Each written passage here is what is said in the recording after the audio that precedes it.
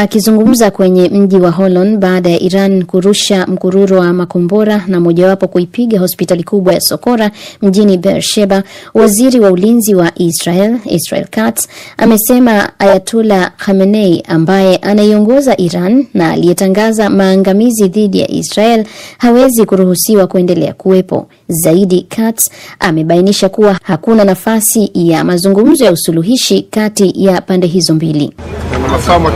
Mazungumzo pekee yanayofanyika ni kati ya makombora yanayorushwa na ndege za jeshi la anga la Israel na makombora ya adui. Hatuna na hatutakuwa na mazungumzo nao. Kwa upande wake, waziri mkuu wa Israel Benjamin Netanyahu ameapa kuwa ataondoa kitisho cha nyuklia cha Iran na kuwa taifa lake liko katika hatua za mwisho za kukiondoa. Kando ya matamshi hayo ya viongozi wa Israel, polisi nchini Iran imetangaza kuwa imewakamata takriban watu 24 wanaotuhumiwa kufanya ujasusi kwa ajili ya Israel na kwa harakati za kuichafua taswira ya Iran. Taarifa hiyo imetolewa na kamanda wa polisi wa magharibi mwa mji mkuu Tehran, Kiumaz Aziz, kupitia shirika la habari la Tasnim la Iran. Katika hatua nyingine, serikali za mataifa mbalimbali zinafanya juhudi za kuwaondoa maelfu ya raia wake walio Iran na Israel kwa mabasi na ndege kutokana na mzozo unaoendelea. Miongoni mwa nchi ambazo tayari zimeshaanza kuwahamisha raia wake ni pamoja na za bara la Ulaya, China, Marekani na Australia, Japan, Vietnam na Ufilipino. Hayo yanajiri wakati rais wa Urusi Vladimir Putin na mwenzake wa China Xi Jinping wakilani vikali mashambulizi ya Israel dhidi ya Iran.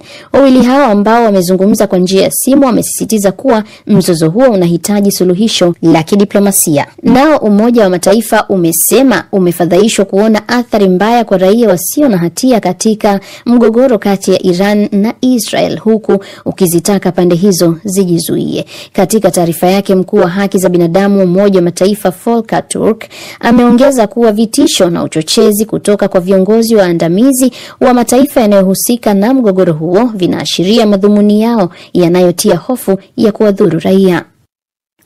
Kwa urefu zaidi wa ripoti hiyo unaweza ukatembelea tovuti yetu ya DW Kiswahili na ukaisoma. Tunasalia bado hapo. Mashambulizi ya anga yanayoendeshwa na Israeli dhidi ya miundombinu ya nyuklia ya Iran yameibua wasiwasi mkubwa wa kimataifa, wakati Teherani ikisisitiza kuwa mpango wake wa nyuklia ni wa amani. Taarifa mpya zinaonyesha uwezekano wa shughuli za siri zinazozidi matumizi ya kiraia, huku maeneo muhimu kama Natanz, Isfahan na Fordo yakilengwa. Mengi zaidi na Wakiumbogo. Kwa siku kadhaa, Israel imeendeleza mashambulizi ya angani dhidi ya maeneo ya nyuklia ya Iran, ikishuku kuwa serikali ya Tehran inalenga kutengeneza bomu la nyuklia. Ingawa viongozi wa Iran wamekanusha madai hayo, wameendelea kueneza mitambo ya nyuklia katika maeneo mbalimbali ya nchi hiyo, huku baadhi ya vituo vikidaiwa kuwa na miundombinu ya siri chini ya ardhi inayoweza kutumika kwa shughuli za kijeshi. Katika mji wa Natanz katikati mwa Iran, ambapo urani imekuwa ikirutubishwa kwa kiwango kikubwa, mashambulizi ya Israel yameripotiwa kuharibu karibu kabisa mitambo ya juu ya ardhi ya kurutubisha urani. Mkurugenzi mkuu wa shirika la kimataifa la atomiki IAEA, Rafael Grossi, aliliambia shirika la utangazaji la BBC kuwa hata kama sehemu za chini ya ardhi hazikuguswa moja kwa moja, kukatika kwa umeme kutokana na mashambulizi kunaweza kusababisha uharibifu mkubwa zaidi na huenda kukawa na hatari ya mionzi ndani ya kituo hicho. Katika kituo cha teknolojia ya nyuklia cha Isfahan kilicho karibu na Natanz, angalau majengo 4 yameripotiwa kuharibika. Kituo hicho kilikuwa kikihusika na mchakato wa urutubishaji wa urani. Mbali na Natanz, Iran ina kituo kingine muhimu cha kurutubisha urani kilichoko Fordo kusini mwa Tehran. Kituo hiki kilichojengwa kwa siri kwenye eneo la kijeshi karibu na mji wa Qom kimejengwa ndani ya mlima kwa ulinzi dhidi ya mashambulizi. Licha ya taarifa kuwa mashambulizi ya Israel yamefanyika pia hapo, bado hakuna uthibitisho wa uharibifu mkubwa. Tangu mwaka 2012, Fordo imekuwa ikitumika kurutubisha urani kwa hadi 20% kwa matumizi ya kimatibabu. Inakadiriwa kuwa jumla ya mitambo 3000 ya kurutubisha urani imefungwa ndani ya kituo hicho. Ingawa ni kidogo kuliko Natanz, Fordo ina uwezo wa kurutubisha urani kwa viwango vya juu zaidi vinavyoweza kutumika katika utengenezaji wa silaha. Taarifa kutoka kwa shirika la IAEA zinaonyesha kuwa hadi mwishoni mwa Mei, Iran ilikuwa na zaidi ya kilo 400 za urani iliyotengenezwa kwa 60%. Kwa mujibu wa wataalamu wa taasisi ya sayansi na usalama wa kimataifa, kwa uwezo wa sasa wa Fordo, Iran ingeweza kutengeneza kilo 233 za urani inayofaa kwa silaha ndani ya wiki 3 pekee, kiwango kinachotosha kwa mabomu kadhaa ya nyuklia. Kituo cha Fordo kinaweza kuwa miongoni mwa malengo makuu ya mashambulizi yajayo ya Israel. Hata hivyo, kutokana na kuwa kimejengwa kwa kina cha mita 60 hadi 90 chini ya ardhi na kuzungukwa na saruji imara, ni vigumu kukiharibu kwa urahisi. DW tunavuma kwa kishindo. Za mapigano mashariki mwa Kongo mjini Washington mnamo Juni 27. Rasimu ya makubaliano hayo, mbali na mambo mengine, inajumuisha masharti kuhusu kuheshimu mamlaka ya kimaeneo, kukomesha uhasama na kunyang'anya silaha makundi ya waasi katika eneo hilo.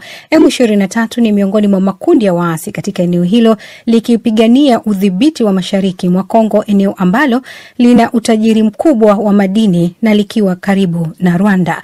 Muda mfupi uliopita nimezungumza na Mali Ali, mchambuzi wa masuala ya siasa akiwa nchini Ufaransa. Kwanza nilitaka kufahamu tofauti ya kimsingi ya makubaliano haya na juhudi zilizopita ambazo zimeshindikana ni upi?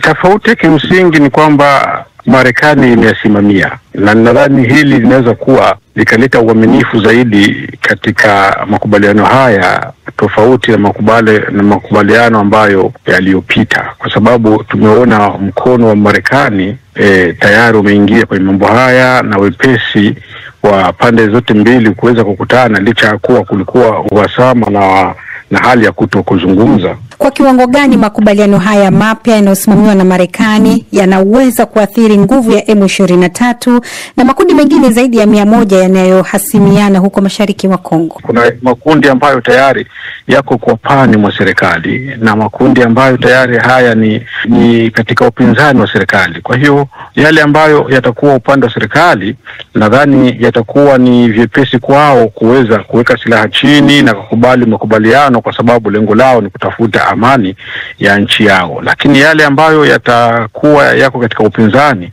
nadhani haya mengi yanaweza kuleta shida, kwa sababu yana malengo pia ya kujichumia mali na yanategemea au yanasimamiwa na nchi jirani ambazo zingine tunaweza kusema labda tofauti na Rwanda, kama vile Burundi, Uganda na nchi zingine. Kwa maana halisi kwamba utekelezaji wa makubaliano haya unaweza ukaleta ukakasi kwa sehemu kubwa, kwa sababu tunaona kundi la M23 na AFC ndio makundi ambayo tayari yamejitokeza na kuweza kuchukua ardhi na kuweka serikali na uongozi. Kwa hiyo mimi nadhani haya yakiweza kutii amri na kuweza kubaliana na mkataba huu, na serikali iweze kurudi kutawala ardhi yake nzima 100%, nadhani makundi mengine yanaweza kuchukuliwa hatua ambazo ni za nguvu kwa pamoja.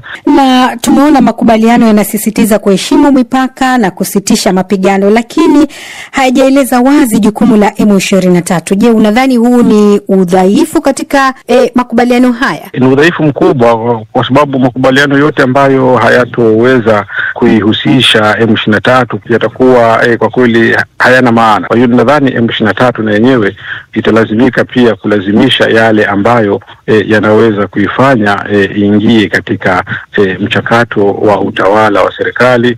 Kwa mtazamo wako binafsi, ni kwa kiasi gani Rwanda na DRC wameshirikiana kwa dhati kukamilisha makubaliano